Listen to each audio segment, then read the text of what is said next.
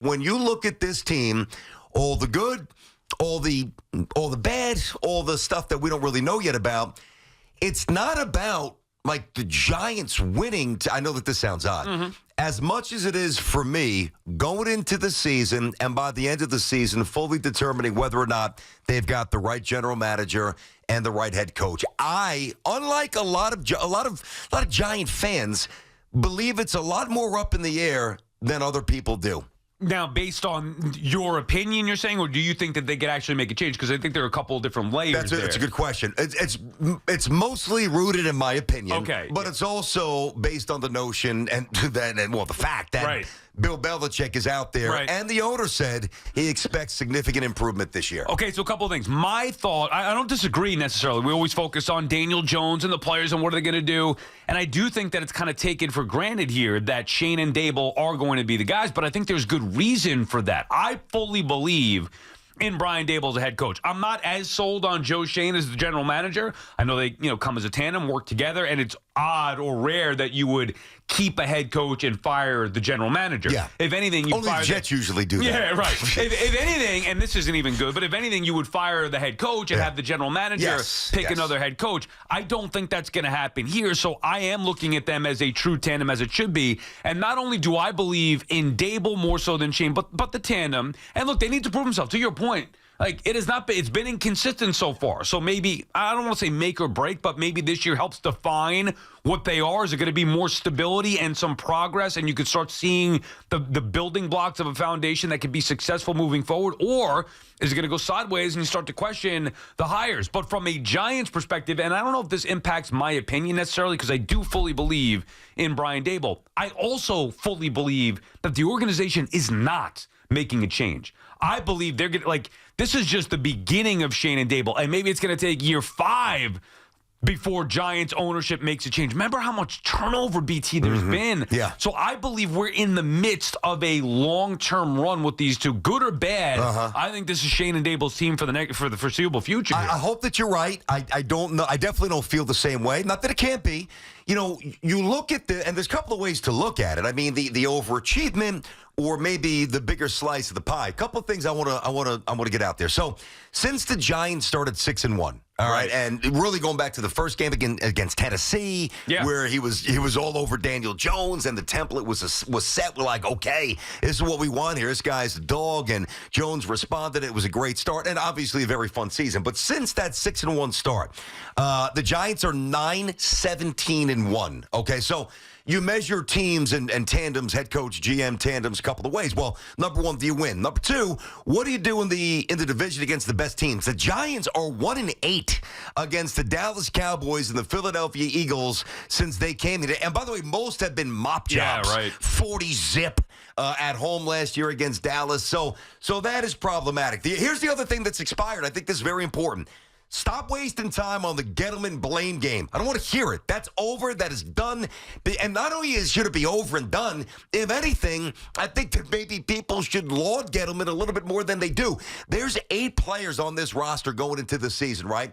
From the Gettleman era. Right. 2 of whom are the best players on the team by far. And those 2 guys are among the best players in the NFL at their positions. One is Andrew Thomas, and the other is obviously Dexter Lawrence. So I don't want to hear about Gettleman. Dallas and Philly, you never beat them. You haven't done much since you won 6 of 7 to start in 2022. And now you're on your second defensive coordinator. There's been some inner turmoil. Now he's assuming the reins as the play caller. There's only so many ways to pivot. And I want to be clear. I like Daboll, and I believe in Brian Daboll. I like Joe Schoen, and I believe in Joe Schoen.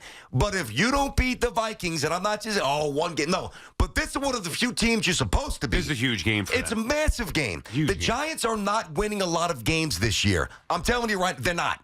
If there is an element of dysfunction like there was a year ago, change is coming. Yeah, see, I don't think the change is coming, and I think you bring up some excellent points.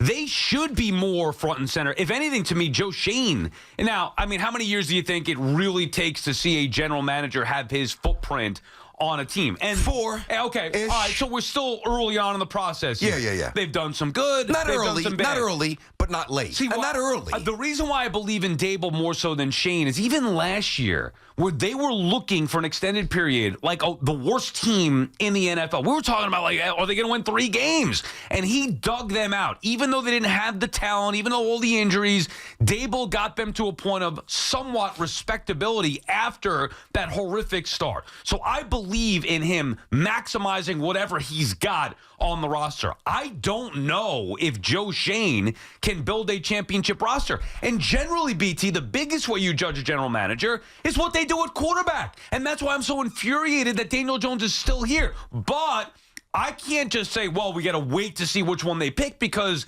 this is the quarterback that they picked. However we got here, right or wrong, they decided to say, year 3 now with Schoen and Daboll. Daniel Jones is still their quarterback going into the season.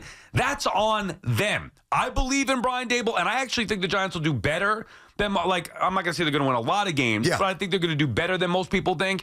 If they don't win this game week 1 at home against the Vikings, I mean, all bets are off here. Now, again, do I think it's going to fall apart? No, I trust Brian Daboll, but if you believe in the Giants, that means you believe in Daboll this year, because you can't believe in the roster overall. It's not that talented, but they have to win week 1 against Minnesota to get this season off on the right foot. All right, BT and Sal on the fan. First football Friday of the year. Good morning, everybody. 888-808-1019 is our number inside of our Town Fair Tire studio. Friends at Town Fair remind you that you always get the guarantee lowest price on name brand tires from Connecticut to Maine. Nobody beats Town Fair Tire. Nobody.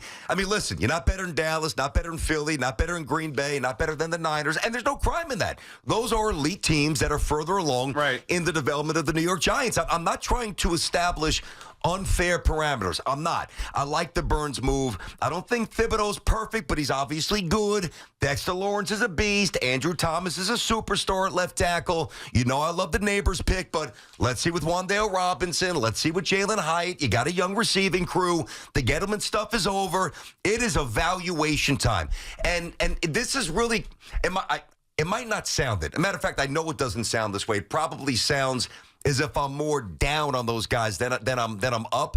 I'm not. What I'm trying to impress upon everybody, I do think there's a large contingent of Giant fans and football fans in this city walking around saying, oh, these guys are early in their evaluation. They're not. Last year was ugly, and I've got to reassert this. When your GM's got to go on game day, pop on a headset to see what the hell's going on with the coaching staff, that's not good.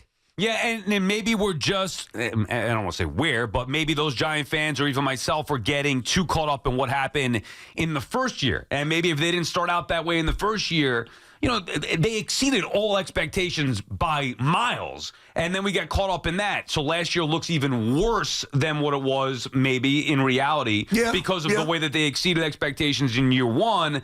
This is going to be not make or break. I mean, it should be for Daniel Jones. But this, to me, BT, will be the true year. You bring up all the facts, and you said it perfectly there. But this will be the first true year where we could really see what Joe Schoen's team is going to do. I believe Daboll will get the most of it, but will the players that Schoen has drafted and brought in be enough to get to 8-9 wins? It's the biggest question pertaining to the Giants in 2024. BT and Sal, let's get to you. 888-808-1019. We'll react to last night. Obviously got a game tonight as well. We will get to it all, but we start with Greg and Rahway. First Football Friday on the Fan with us. What's going on, Greg? Hey, good morning, BT. Sal. Thank God for football. Yeah. No, about the Giants, I think this is about John Mara now. I think he's going to let these guys ride out their 5-year contracts no matter what happens. I think he's tired of looking for coaches, GMs, and it. I mean, he's going to sit back and watch for the next 2 years, 3 years, and he's just going to let it go. And that's what my... Well, I'm going to tell you this, Greg. Now, you might be right, and one of the things, appreciate the call, buddy. One of the things about the Giants, which was so impressive, and quite frankly, as a Jets fan, that I was always a little envious of, was their stability, right. And their patience and their prudence, and they got away from that. And outside of 2022, I mean, the Giants were on this hellacious run where they weren't even competitive, man, and they were tough to watch. They couldn't score, they couldn't stop you. They were a disaster. They were like the Jets, and so I do think that ownership is motivated to get back to that. I do.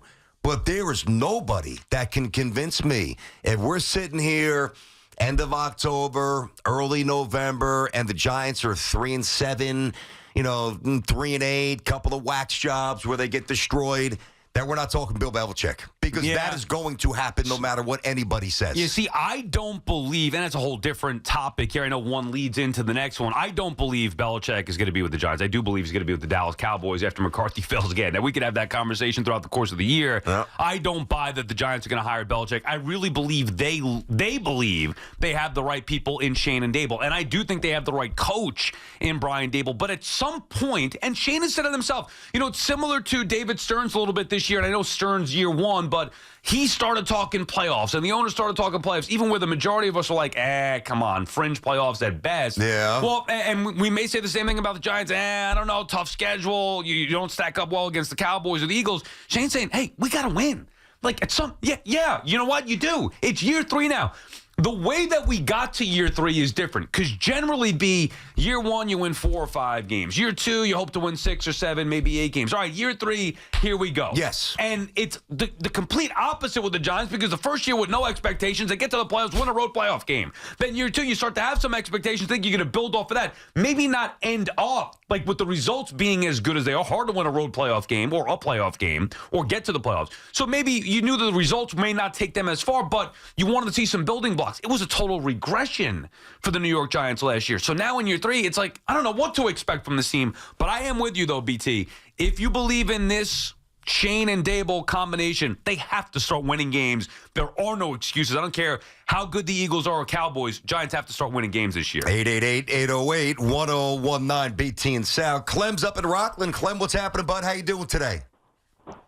I am doing great, man. Keep preaching from the pulpit, man. You guys are making my Friday just that much even better. I'm a huge Cowboy fan, but you're laying it straight up facts on the state of affairs of the Giants. I can't stand Giants fans talking all this garbage. They've been so bad for so long. I mean, it's despicable. They really have to win. We've been licking them up for years. I mean, going back, but lately it hasn't even been competitive. The Eagles, too. I just love to talk. Keep it up. And Sal, I love you, man, but I love you even better when you're back on the Mets bandwagon, man. Yeah. It is King Cohen, baby. God, come on. No. Sit right next to Grimace. The king is retired for now. That's a topic, obviously, for another day or another couple of months here. But and we have plenty of baseball to get to. Both the Mets and Yankees were off last night. Yanks in action today. Interesting game, interesting series. Yes. At Wrigley, nothing better than watching baseball at Wrigley Field in the afternoon. So Yanks and Cubbies today will get their series started. Obviously, the Mets now tied for a wild card spot. So we'll get to all that later on. But it's about football right now. And even hearing the Cowboy fans, I know the disparity has been significant between the Eagles, Cowboys, and then Giants. I do believe, and at some point we have to see it. I can't just sit here and say, I believe in Brian Daboll and Joe Schoen. I do believe that the gap is going to close this year. Whether it's just the Eagles coming back down to earth, obviously the Eagles in action tonight, looking forward to that, and Brazil taking on the Packers. Either Eagles coming back down to earth, Cowboys maybe coming back down a little bit, and the combination of the Giants getting better. I mean, you're right, BT. It's year 3. It can't just be treated like it's year 1 and no expectations, and it's okay to get waxed again by the Eagles and Cowboys. No. And by the way, and you make a good point about how it's almost been twisted to the point where it really does distort how we evaluate them, because generally you have a new GM head coach, you come in, you inherit somebody else's mess, which they did. Right. And they spun their magic wand and they won 9 games and they gave the Giants fans a meaningful, riveting season. A lot of fun. And, it was like, man, so we kind of viewed it maybe differently or through a different prism because of their early success. But, you can't sit here for another year and, get on the air after it's Dallas 38, Giants 10, or Philly 40, Giants 13. Right. I mean, the Giants play those teams. They get their heads handed to them. Okay, so now let me ask you, why do you think the Giants what do you think the biggest reason is the Giants had that early success? I think there was such an appreciable upgrade in intensity, detail, the elimination of sloppy mistakes. Right. Yeah, I mean, I think that's a big part of it. Right, so for me, it would be Daboll. Coaching is the short answer. That's exactly right. Because we all looked at the team. And an easy schedule. I hate to say that, but it's true. But that's fine. But they did what they had to do, and they beat some teams we didn't think they would beat. And look, maybe some luck's involved, sure, but to me, the primary reason the Giants succeeded year one was specifically Brian Daboll. It's too early to have Joe Schoen have his impact in year one. Agreed. So it was Brian Daboll, and also maximizing Daniel Jones. So you could say, yeah, the players that were there with Gettleman, but Daboll knew how to use them. Now, year two, unfortunately, Jones gets hurt. The offensive line's still a mess. That, to me, is more symbolic of the general manager. The general manager should have his imprint felt. By year two, they should start to, look like, okay, well, here are the guys he's bringing in. Or like Leon Rose did. Right. Like, all right, year one is an evaluation cleanup period. Year two, we're starting to go in the right direction. And year three, we should be taking off. That's the general manager perspective. So that's why I favor Daboll, because I saw him succeed year one with an under-talented roster. And even last year, I saw Daboll dig them out with, again, a roster that wasn't good enough. This year, to me, is more on Schoen. I know they're a combo, but I think it's more on Schoen to show that he can bring in guys that are going to help out his coach close that gap between the Cowboys and Eagles. Let's get John up in Danbury, Connecticut. John, what's cooking, bud? How are you? Guys, happy Football Friday. Yeah, I can't let's be more go. excited to have this season back, baby. Nice. But I'm a realistic Giants fan. I have to be real about this. I can't expect Daniel Jones to bring, this elevated game play to the field this year. I think, to your point, a few years ago, Daniel Jones was a little bit healthier. There was excitement with a new coach coming in, and I really do feel like Daniel Jones peaked at that time. I think what I'm really looking for this year is just competitiveness. I want to see a better run game. I want to see some Malik Neighbors light it up. I want to see Jalen Hyatt light it up a bit. But I think realistically, we can't expect the Giants to win these close games, 21 to 25, whatever it may be. Yep. Like, I can't see the Giants pulling it out in the fourth quarter. I just need to see a big step up this year. Yeah. I need to see the defense do well, and then a transition next year to a better quarterback and step up this defense. I think that's a good way to look at it, John. But I also would say that I think it depends upon who you're playing to fit that script. I mean, I think you said 25-21. That's an odd score. I'll say 24-21. Right. No, I don't expect them to roll into Dallas or Philly this year and win 24-21. I mean, can you beat the Vikings 24-21? I mean, Sam Darnold. Yeah, I mean, come on. If they can't beat them. And if they don't win this game, I want to stay away from like the wacky, big, strong, crazy. But I believe this. If they don't win this game, it's a 5-win team. Yeah, there's a Look lot. at their schedule. There's a lot riding on their team. Well, early on, months ago, we were like, 6.5 seems low for the Giants. And then you go over the schedule, and the back half of it is extremely difficult. So I'm with you. This is an imperative year one. And I have another question I want to get to when we come back on the other side.